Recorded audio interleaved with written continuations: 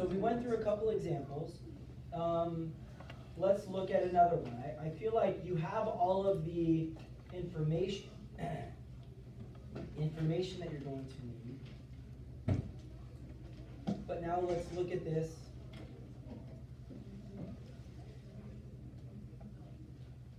Sorry, what I was going to say, I got it.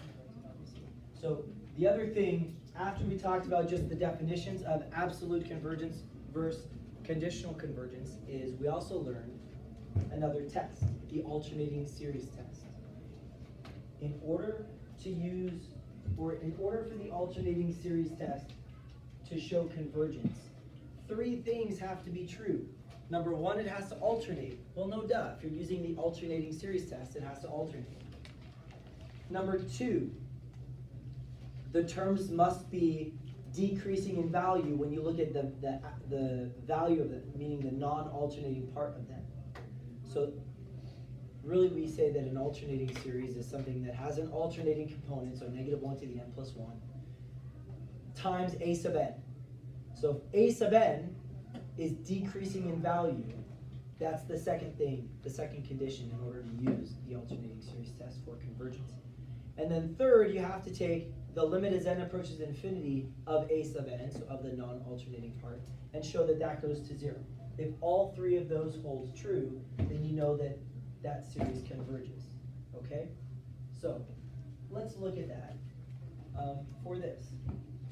Some people might look at this and say, okay, I see that this series is alternating because I have 1 over root 1 minus 1 over root 2 plus 1 over root 3, so this alternates. So let's first determine convergence or divergence based on the alternating series test. So let's do that. First of all, does this alternate? Absolutely, right? It does. So that's one of the three conditions that we need, and that one is true. What about, so what is a sub n here? So let's define that over here. So what's the non-alternating part of this infinite series? 1 over root n.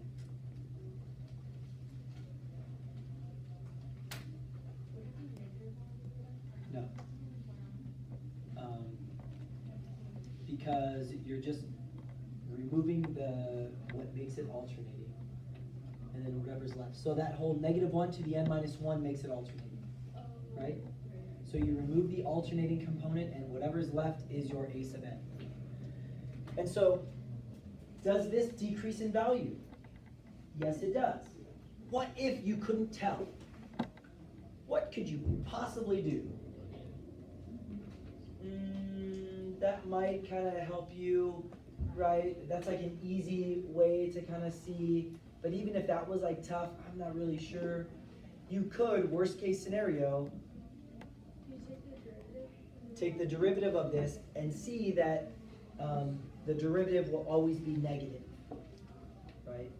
And if the derivative is always negative, then that means that the values are always decreasing of that function. We only dealt with functions before, that function would be decreasing. But here it's easy to determine that when the n values increase, the denominator increases, which makes the whole value decrease. So the way that they have it in the definition is a sub n plus 1 is less than or equal to a sub n. That's true. And that just means that the terms are decreasing in value. And then the last thing is to look at the limit as n approaches infinity of a sub n must be equal to 0. Well, is that true? If I take the limit as n approaches infinity of a sub n, does that go to 0? Yes, it does. Therefore, this series converges by the alternating series test. I'm okay with you guys putting AST, but I would advise you on the AP exam to actually write it out, just to make sure that there's no points being deducted for something silly because they didn't realize that AST meant alternating series test. So now that we have that this series converges, we're not done. let's say, because they say, does this converge absolutely? So really, because they only ask if it converges absolutely, we could have only taken the sum of the absolute value right away. But really, I'm changing this to determine if this series converges or diverges, and if it converges, does it converge absolutely or conditionally? That's really what I'm answering. So we've already determined that it converges by the alternating series test. So now we look at what?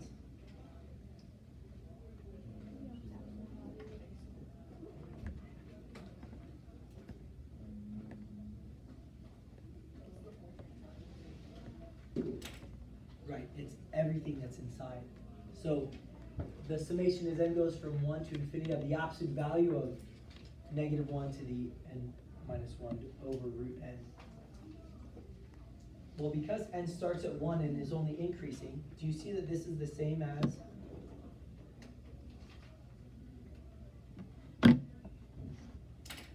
that? Because the numerator is either -1 or +1. As soon as you take the absolute value of that, it's only 1.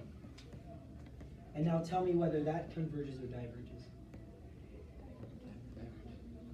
Diverges by the p series, because p is what? 1/2. What needs to be true in order for the p series to give convergence? Greater than 1. P has to be greater than 1, right? But in this case, p is 1/2, which is less than 1, so I'm going to say this guy diverges by the p series test. Now that we know that the original series converges, yet the sum of the absolute value diverges, what can we say about how this converges? So this guy converges conditionally. Or you can say conditionally converges, or is conversional. Is conditionally convergent. Did I say that? Whatever. But that's where we gotta go. Derek, did you have a question for me? Yeah.